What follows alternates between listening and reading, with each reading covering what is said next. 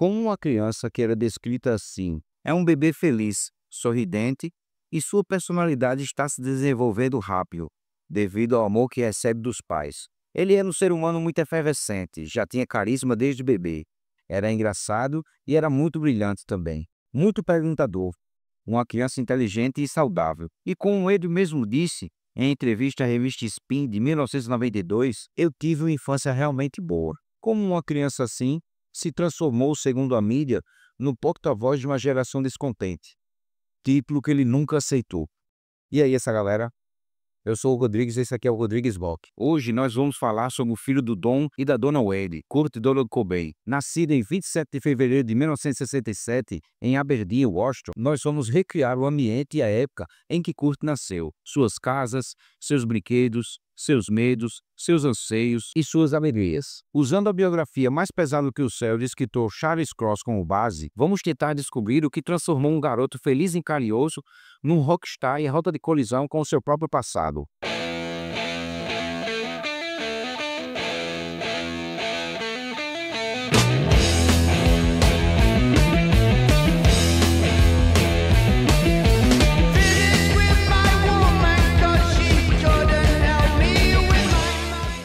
A infância do pequeno Kurt.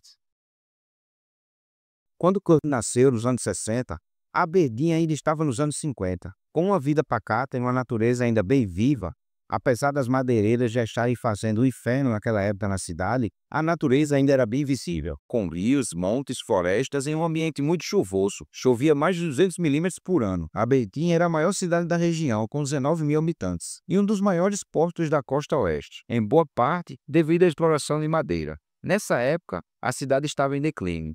Os únicos empregos disponíveis em maior quantidade eram em madeireiras. Mas segundo Don, pai de Kurt, o emprego era mais mortal que a guerra. Com a falta de empregos, boa parte da população migrava para outras regiões em busca de melhores chances. O desemprego cobrava da comunidade um custo social elevado, com alcoolismo, violência doméstica, crimes menores e muitos suicídios.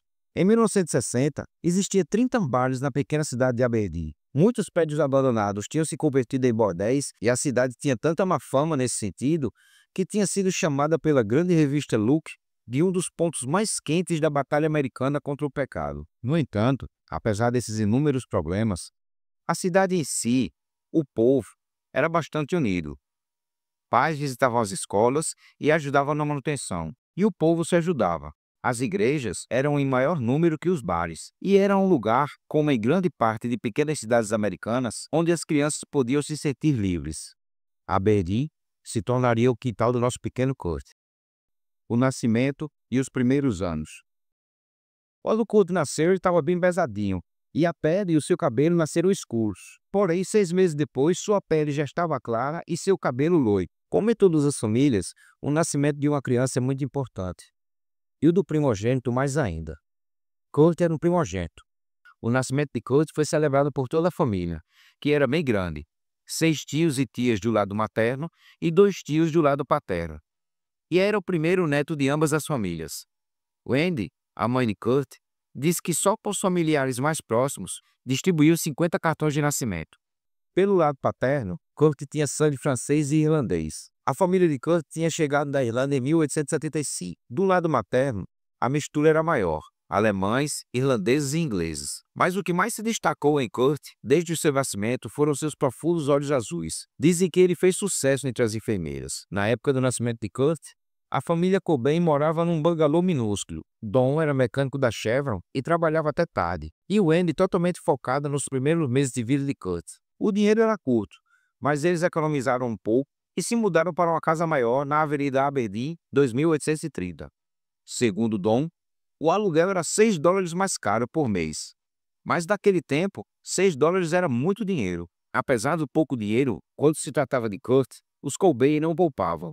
Procuravam garantir que ele estaria sempre bem vestido e limpo. Chegavam a contratar fotógrafos profissionais para produzir fotos dele. Em 1968, Mary, irmã de Wendy, escreveu um trabalho de economia doméstica com Kurt como tema. Ela escreveu: "Sua mãe cuida dele a maior parte do tempo", escreveu Mary. Ela demonstra seu afeto carregando-o, fazendo-lhe elogios quando ele merece, e participando em muitas de suas atividades. Ele responde ao seu pai porque, ao vê-lo, ele sorri e gosta que o pai o carregue. Ele dá a conhecer seus desejos gritando alto no começo, depois chorando se a primeira técnica não funcionar. Mary registrou que a brincadeira favorita dele era um adulto se esconder e aparecer repetidamente. Seu primeiro dente de leite nasceu aos 8 meses.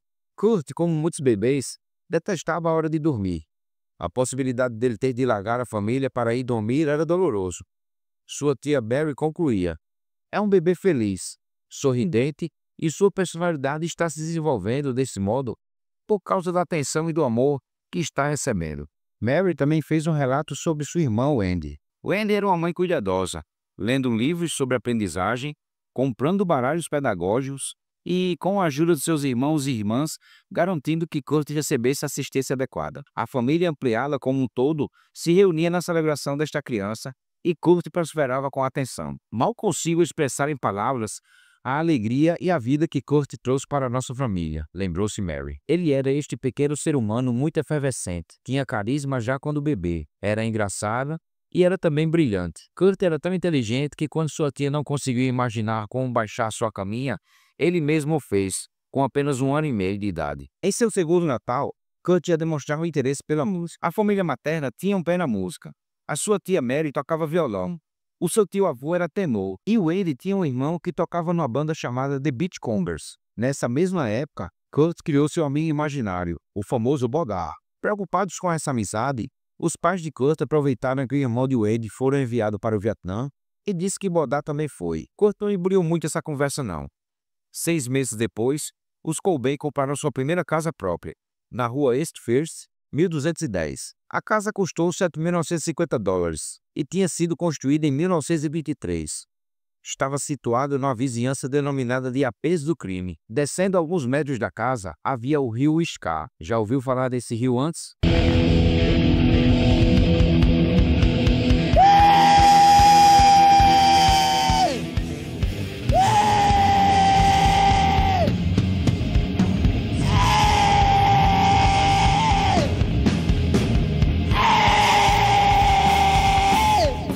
Aos 3 anos, a irmã de Kurt, Kimberly, nasceu.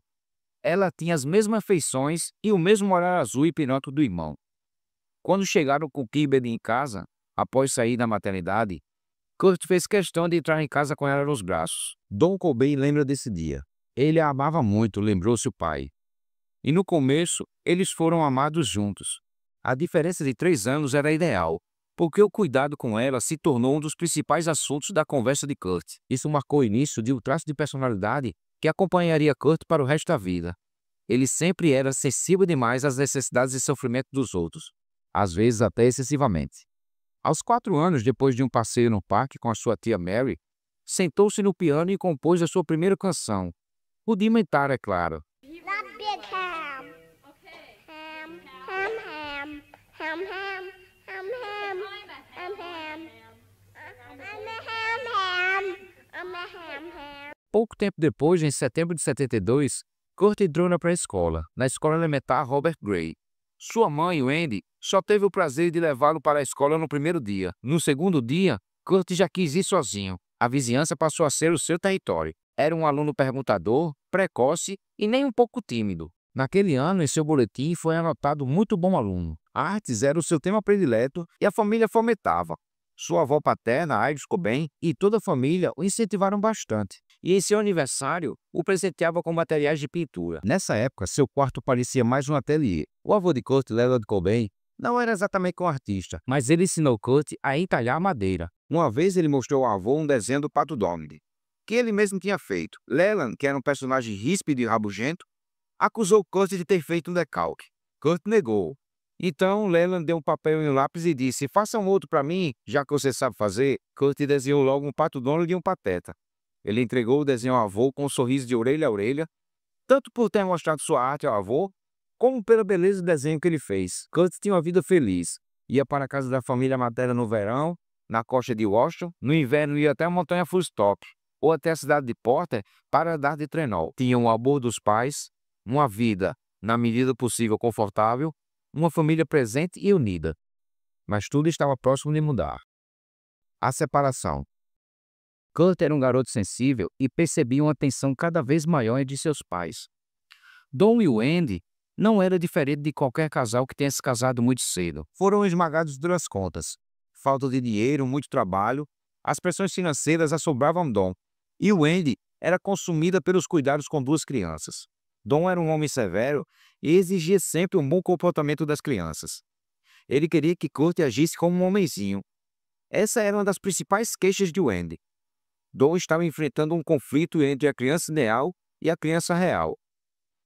Ele era adepto dos jogos em equipe, participava de uma liga de basquete no inverno e jogava na equipe de beisebol no verão. Grande parte da vida social dos Cobain girava em torno dos esportes. Kurt não gostava de esportes, mas fazia pois percebia que assim ganhava o amor do pai. Seu tio Gary Cobain contou sobre o assunto. Quando garoto, Kurt achava os tacos mais úteis como instrumentos de percussão, mas com o tempo começou a participar de exercícios físicos, começando pelo bairro e mais tarde em jogos organizados. Aos 7 anos, ele estava em sua primeira equipe da Liga Mirim. Seu pai era o treinador. Ele não era o melhor jogador do time, mas não era ruim. Conta Gary Cobain. Ele realmente não queria jogar, pensei. Acho que jogava para agradar ao pai. O beisebol foi um exemplo da busca de Kurt pela aprovação de Don. Em 1974, Kurt foi medicado com Ritalina, apesar dos protestos de grande parte da família. Anos mais tarde, Courtney Love, que também tomou Ritalina na infância, conversava muito com Kurt sobre o quanto a Ritalina tinha sido culpada ou não sobre seus vícios na sua fase adulta. 2 anos depois, em 1976, Wendy pede o divórcio e sai em disparada em seu Camaro, deixando Don com a tarefa de explicar à família o que aconteceu. Don entrou no estágio de rejeição e se recolheu em si, comportamento que Kurt manifestou várias vezes na idade adulta. O motivo da separação é que, segundo Wendy, Don só tinha tempo para os esportes. Don, acreditando que a raiva de Wendy passaria, saiu de casa e alugou um apartamento, mas não funcionou. Wendy estava decidida. Ela se envolveu com um estivador que ganhava 2 vezes mais do que Don e era inclinado à raiva e à violência. Um dia, a carteira de motorista de Don foi enviada por engano para o endereço de Wendy. O namorado dela cagou na carteira e enviou para Don. Para Kurt, essa situação caiu como uma bomba. Em pouco tempo, sua amorosa e pacata vida virou do avesso. E agora, ele se via dentro de um lar que para todo canto que ele olhava era grosseria, ignorância e violência. Como ele não entendeu o motivo da separação dos seus pais, ele internalizou aquela culpa para ele e levou esse fardo para o resto da sua vida. Naquele junho de 76, Kurt escreveu na parede do seu quarto: "Odeio mamãe e odeio papai. Papai odeia mamãe, mamãe odeia papai. Isto apenas faz você querer ficar muito triste." A criança que lutava contra o sono para não abandonar a família, agora, sem ter feito nada, foi abandonada. Segundo sua avó, Iris Cobain, 1976 foi o ano do calvário de Kurt.